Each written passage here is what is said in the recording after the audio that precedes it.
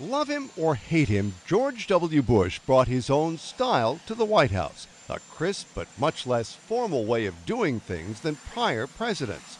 After all, this was a president who lived for his Texas ranch and flew there whenever he could. Bush also loved to bike and didn't worry about the garish outfits. Good morning. But when it was time to work, he dressed sharp and was on time, always. An early riser, he was also notoriously early to bed. George, if you really want to end tyranny in the world, you're going to have to stay up later.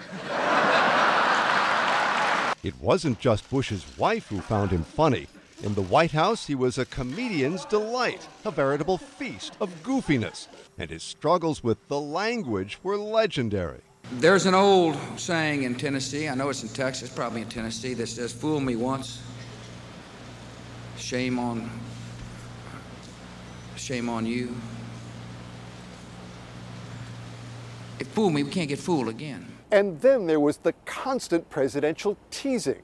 From PhD advisors to veteran reporters, they were tweaked and nicknamed, and no one was spared. Believe me. Mark Smith, a radio man. Thank you very much, sir, for including our radio folks here. Face for radio. I wish I could say that was the first time you told me that, sir. First time I did it to a national audience, though. But there was no one Bush loved to tease more than himself. At one White House dinner, he got help doing that from himself. The media really ticks me off. The way they try to embarrass me by not editing what I say. Actually, having sworn off drink years ago, Bush wasn't much for fancy parties. He held just 6 state dinners. But he did love meeting other leaders. To him, they were just folks, either to be flattered or buttered up with some elbow grease. He never seemed to mind getting caught being silly, or sometimes, well, even getting jiggy.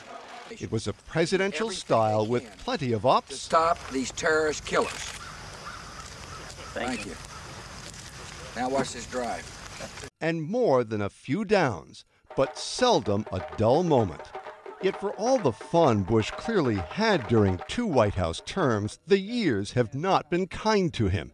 They seldom are to presidents who carry the weight of the world on their shoulders. Leaving office with the lowest approval numbers on record, Bush seemed more than 8 years older. Mark Smith, The Associated Press, The White House.